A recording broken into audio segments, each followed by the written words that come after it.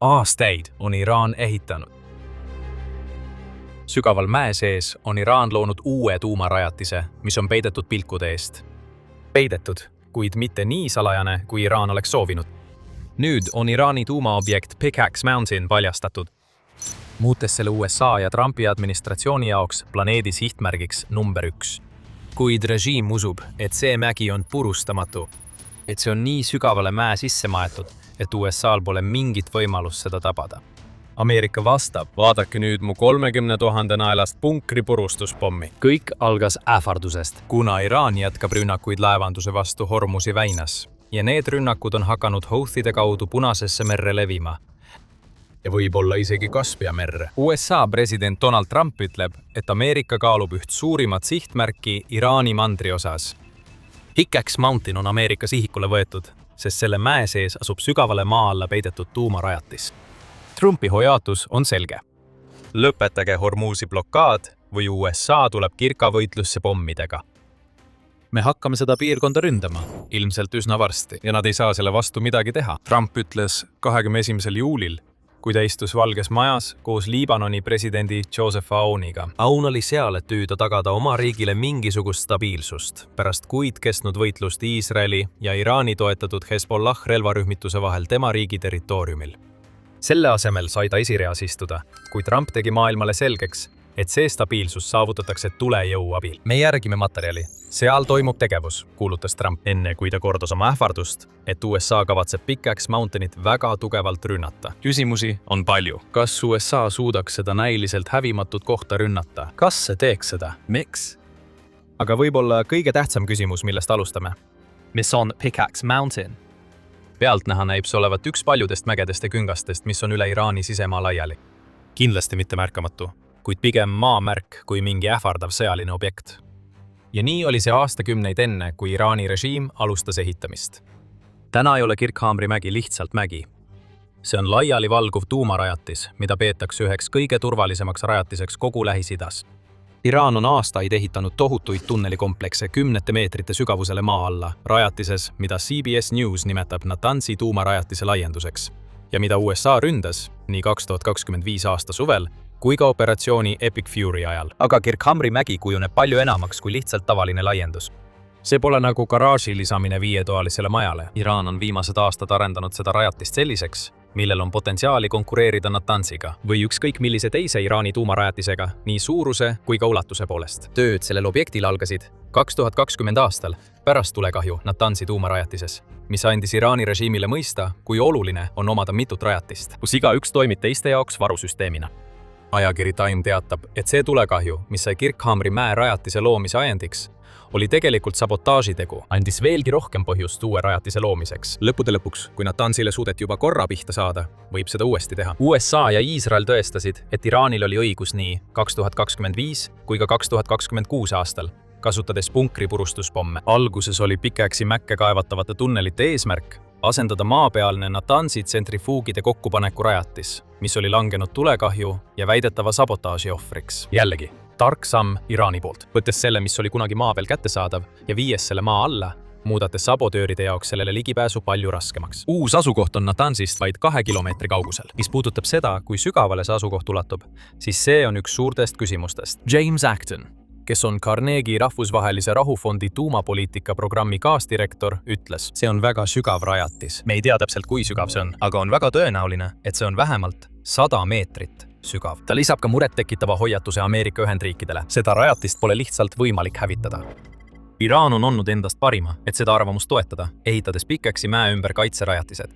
Lisaks sellele, et rajatis asub vähemalt 100 meetri sügavusel maa all, kaitsevad mäge ka mitmed õhutõrjepatareid. Need õhutõrjepatareid on tõenäoliselt endiselt paigas. Erinevalt mitmest Iraani tuumarajatisest pole Pickaxe'i mäge USA õhurünnakud veel puudutanud, mis viitab sellele, et objekti õhukaitsesüsteemid on endiselt paigas. Need õhukaitsesüsteemid võivad kujutada ohtu kõigile Ameerika pommitajatele, kes suunduvad Iraani tuumarajatise poole. Kirkhamri mägi pole samuti sugugi väike. Satelliidifotod näitavad, et rajatisel on mitu sissepääsu, mis viitab sellele, et see laiub 2,7 ruutkilomeetri suurusel alal, aga USA peab selle suurusega toime tulema. Ajakirja Fortune andmetel kavatseb Iraan seda kasutada palju enamaks kui vaid tsentrifuugide hoidmiseks. Projekti ulatuse tõttu võib Pickaxe Mountainist saada koht, kus Iraan rikastab uraani. Teoreetiliselt võiks see muuta sellega kohaks, kus Iraan toodab tuumarelva.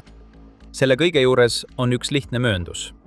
Puuduvad tõendid, et Iraan oleks Pickaxe Mountainil juba alustanud uraani rikastamist või muid tuumategevusi.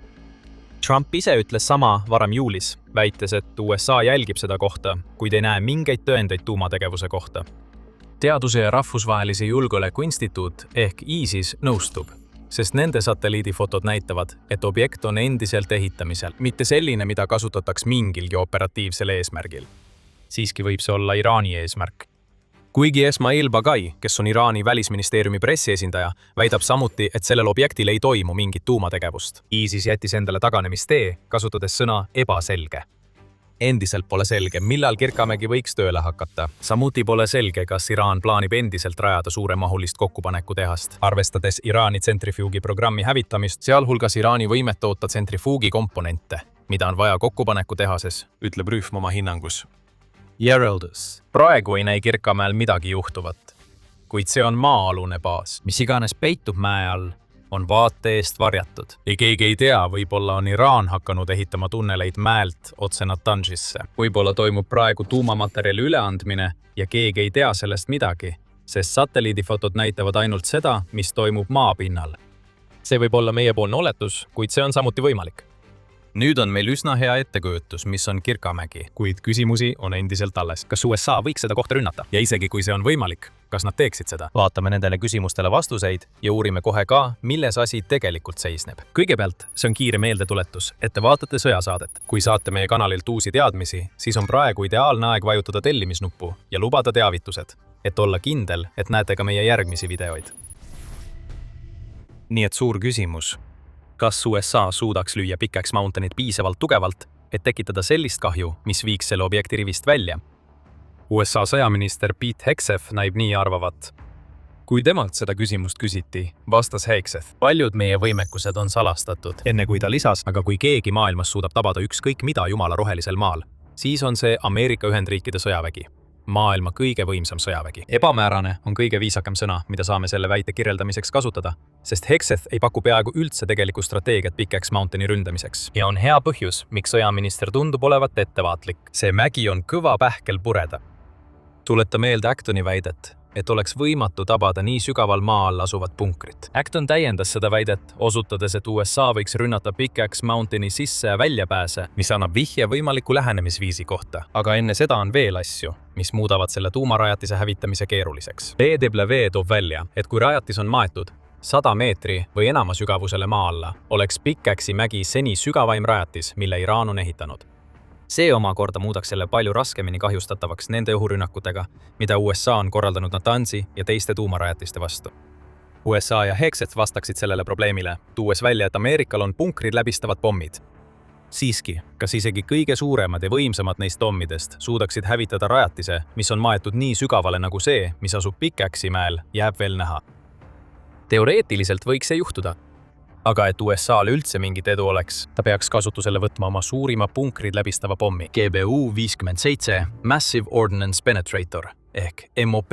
See spetsiaalselt Pickaxe'i mäe sarnaste sihtmärkide jaoks loodud pommikoletis kaalub 13 600 kilogrammi ja suudab läbistada tugevalt kindlustatud ning sügavale maa alla peidetud sihtmärke. MOP-le kinnitatud lõhkepea kaalub Army Recognitioni andmetel 2082 kuni 2600 kilogrammi, nii et USA ei toimetaks kohale. 13 600 kilogrammi puhast tulejõudu. Umbes kuuendik mopist teeb tegelikult kahju, aga kuni 2600 kilogrammi lõhkeainet, mis plahvatab suletud rajatises, on enam kui piisav, et põhjustada tõsiseid konstruktsioonikahjustusi. Siiski, siin on kõige olulisem läbistusvõime ja just siin seisab USA silmitsi väljakutsega. MOP suudab tungida kuni 60 meetri sügavusele läbi kalju või raudbetooni. See jääb Pickaxe Mountaini sihtmärgist 40 meetrit puudu. Kui see on nii, siis mida saavad USA teha, et tagada rajatise hävitamine? Ilmselge vastus on korduvad löögid, tuginedes mopi täpsusele, mille tõenäoline ringhälve on vaid mõne meetri piires, et teha ülejäänud töö ära. See oleks kõige lihtsam strateegia. Löö Pickaxe Mountaini pihta ükskord, et tungida kuni 60 meetri sügavusele, siis löö täpselt samasse kohta uuesti, et tungida otse rajatisse. USA peaks selle lähenemise teostatavaks muutmiseks kahjutuks tegema rajatist ümbritseva õhutõrje. ja alati on võimalus, et midagi läheb valesti. Kui sihtmärgist teist korda mööda lastakse, tuleks rünnakuid korrata seni, kuni USA saab olla kindel, et on tabanud Iraani maa-alust rajatist. See on riskantne ja kulukas. Iga mopp maksab miljoneid dollareid ja Iraanil on vaja vaid ühte õhutõrjeüksust, et tabada otse ning muuta rünnak USA jaoks katastroofiliseks. Samuti oleks raske kindlaks teha, kui palju kahju tegelikult tekitati, kui üldse. Pickaxe Mountaini rajatis asub maa all, seega pole kahju hindamine satelliidifototaabil sugugi lihtne. Aga võib-olla on olemas veel üks võimalus. Acton mainis seda juba. Rünnake sisse ja väljapääse. ISIS märgib, et Pickaxe Mountainil näib olevat 2 paari maapealseid sissepääse, mis oleksid USA ja nende massiivsete punkripommide jaoks ilmselged sihtmärgid. Sama rühm juhib ka tähelepanu sellele, et varasemad rünnakud võivad anda Ameerikale vihjeid, kuidas läheneda Pickaxe Mountainile. Mitmel juhul on USA rünnanud ventilatsioonishahtisid, mis on nõrgad kohad, mis võimaldavad sellisel relval nagu MOP tungida sügavamale, kui see maapinda tabades muidu suudaks. ISIS viitab ka maapealsetele elektrivarustusliinidele, mis on vajalikud rajatise töös hoidmiseks. Nii hakkab kujunema lähenemisviis. Väiksemad punkripommid võiksid kokku varistada Pickaxe Mountaini sisse- ja väljateed, samal ajal kui õhurünnakud hävitavad nähtavad elektrivarustusliinid. Ventilatsioonisahtid on suurem väljakutse. Ainult Iraanil on Pickaxe'i mäe objekti skeemid olemas. Kuid Ameerikal on olemas skeemid varasemate objektide kohta, mille ehitas armaadi tuumarelvade programm, nagu ISIS välja toob. Eldusi ehituse kohta võiks teha. Ja isegi kui mopid ei taba ventilatsiooniavasid, maapealne kahju võib olla piisav, et rajatis sulgeda, andma Ameerikale aega, et korduvalt proovida töö lõpule viia. Kus on tahe, seal on ka tee. Unusta see, kus on mopp, siil on ka tee. Kui teoreetiline lähenemine on paigas, tuleme tagasi teise suure küsimuse juurde, mille me varem esitasime. Kas USA ründaks Pickaxe Mountainit? Trump on väitnud, et mägi on Ameerika sihikule võetud, kuigi ta on ka vihjanud, et USA ründaks, kui olukord Hormuzi väinas halveneb.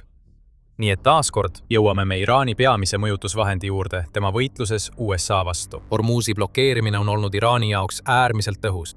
See ainus veetee on üks maailma kõige tihedama liiklusega laevateid. Umbes 20% kogu maailmas müüdavast naftast ja veeldatud maagaasist liigub läbi selle väina. Väina blokeerimine on võimaldanud Iraanil avaldada survet kümnetele riikidele naftahindade tõusu kaudu, mis omakorda paneb USA-le surve lõpetada oma rünnakud, kui need mõjutatud riigid hakkavad nõudma lahendust. 24. juuli raportis teatas USA Mereväe Instituut, et liiklus väinas püsib madalal tasemel pärast seda, kui USA oli juba 13 järjestikust päeva korraldanud uusi rünnakuid Iraani vastu. 13. 19. juulini toimus vaid 78 ületust võrreldes eelneva nädala 174-ga. Siiski ähvardab Trump, et Hormuzi olukord peab enne halvenema, kui Pickaxe'i mäge tabatakse. See läks just hullemaks. 26. juulil tuli uudis, et naftatanker plahvatas Hormuzi väinas pärast seda, kui ta sõitis otsa Iraani poolt veeteele paigutatud meremiinile, mille eesmärk oli takistada loata läbipääsu. Iraani võimud väidavad, et tanker kaldus kõrvale määratud navigatsioonimarsruudist ja maksis selle eest lõivu. Neid marsruute kasutavad tankerid, mis on saanud Iraanilt loa läbipääsuks, ja põlev ning purustatud naftatanker on seni kõige kindlam märk sellest, et Iraan on valmis täielikult hävitama kaubalaevu, mis ei järgi tema reegleid. Kui see tankeri hävitamine aset leidis, alustasid Iraani toetatud jõud Punases meres samuti kaubalaevade ründamist. Ja nüüd võib mängu tulla ka Kaspia meri. Samuti 26. juulil Al Jazeera teatas, et Ukraina ründas Kaspia merel Iraani kaubalaeva. Iraani režiim kutsus selle teo tõttu kohe välja Ukraina diplomaadid, väites, et tegu oli vaenuliku ja kriminaalse aktiga. Ukraina väidab, et tal on õigus rünnata Iraani kaubalaevu, kuna paljud neist laevadest veavad relvi ja varustust, mida Venemaa kasutab oma sissetungis Ukrainasse. On tekkinud püssirohutünn ja sütik on väga lühike. Võitlus Iraani ja Ukraina vahel võib kohe plahvatada ja on selge, et Iraan ei kavatse kuulda võtta Trumpi hoiatusi Hormuzi väinast eemale hoida. Kõik tingimused on nüüd olemas, et USA ründaks Pickaxe Mountainit. Pärast kõike seda, mis on juhtunud päevadel pärast Trumpi hoiatuse andmist, on täiesti võimalik, et USA plaanib seda rünnakut just praegu. Siiski ei saa me eirata tõsiasja, et enamik näib uskuvat, et Pickaxe Mountain ei ole veel töökorras. See tekitab küsimusi sellise rünnaku tegeliku väärtuse kohta USA jaoks, kui nad püüavad pidurdada seda, mida nad peavad Iraani kasvavateks tuumavõimekusteks. Pole mingi saladus, et hoolimata kogu lärmist Hormuzi väina ümber on just Iraani tuumaprogramm Ameerika jaoks suurim tüliõun. See programm ei ole veel toonud kaasa tuumarelva. Pole selge, kas Iraan üldse kavatseb tuumarelva arendada või toodab rikastatud uraani lihtsalt selleks, et selle võimalusega ähvardada. ilma et seda tegelikult ellu viiks. Ja arvestades Iraani pikka ajalugu salajaste tuumaprojektidega tegelemisel, ei saa USA kunagi olla päris kindel selles, mida selle riigi režiim ütleb. Võib-olla on Pickaxe Mountain töökorras. Võib-olla töötatakse tuumarelvade kallal. Need kaks võib-olla muudavad mäe kohe Ameerika Ühendriikide jaoks väärtuslikuks sihtmärgiks. Lisaks sellele, isegi kui Pickaxe Mountain tõesti veel ei tööta, on ilmne, et Iraan kavatseb selle tööle panna.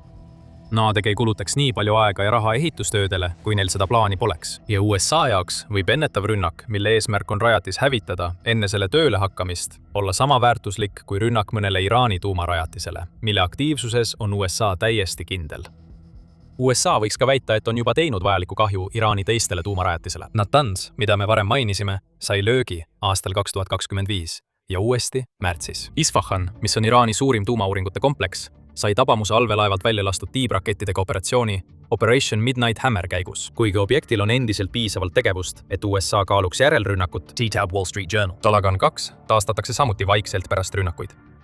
2024 aasta oktoobris ja 2026 aasta märtsis. Fordo ei pruugi olla oluline tegur. See oli paik, mida USA ründas oma ventilatsioonishahti strateegiaga, mida me pakkusime võimaliku variandina Kirkhamri mäe puhul. Selles paigas on siiski veel maapealseid sihtmärke, mis teeb selle sobivaks uueks rünnakuks. Nii et Ameerikal on valikuvõimalusi, aga kui asi tõesti sinnamaani jõuab, on Kirkhamri mägi saanud sihtmärgiks number 1. Kui see nii ei oleks, siis Trump, Hegseth ja administratsioon ei mainiks seda nimepidi. USA jaoks ei pruugi asi olla selles, kas rajatis töötab või mitte. Kirkhamri mägi võib hoopis olla seotud sõnumiga, mis saadetakse. See on Iraani kõige sügavam tuumarajatis, kui USA suudab seda rajatist tabada oma mopeidega. Iraan saab teada, et isegi siis, kui nad kaevuvad nii sügavale maa alla, et see on tehniliselt väljaspool mopide ulatust, ei ole see lahendus. See võiks avaldada Iraanile survet Hormuzi blokaad lõpetada. Vähemalt tundub, et see on Ameerika plaan. Ainult aeg näitab, kas USA võtab oma Kirkhamri mäega seotud ähvardusi tõsiselt. Ainus kindel asi on see, et see, mida Iraan on aastaid üritanud varjata, on nüüd saanud Ameerika Ühendriikide sõjaväe peamiseks sihtmärgiks. Ja võib-olla ei too USA Pickaxe Mountainile ainult mopi. Väiksemaid, 907 kilogrammi kaaluvaid punkrilõhkujaid on juba kasutatud Iraani raketilinnade vastu, kus need on tunnelid kokku varistanud ja sissepääsud hävitanud. Kaaskäiksemad pommid võiksid kasutusele tulla Pickaxe Mountainil. Otsusta ise, kas need võiksid USA'd aidata, vaadates meie videot, kus me uurime nende varasemat kasutamist Iraanis. Ja kui sulle see video meeldis, siis ära unusta tellida sõjasaadet ja lülita märguanded sisse, et olla kursis meie kajastustega viimastest arengutest Pärsia lahe piirkonnas. Ja nagu alati, aitäh vaatamast!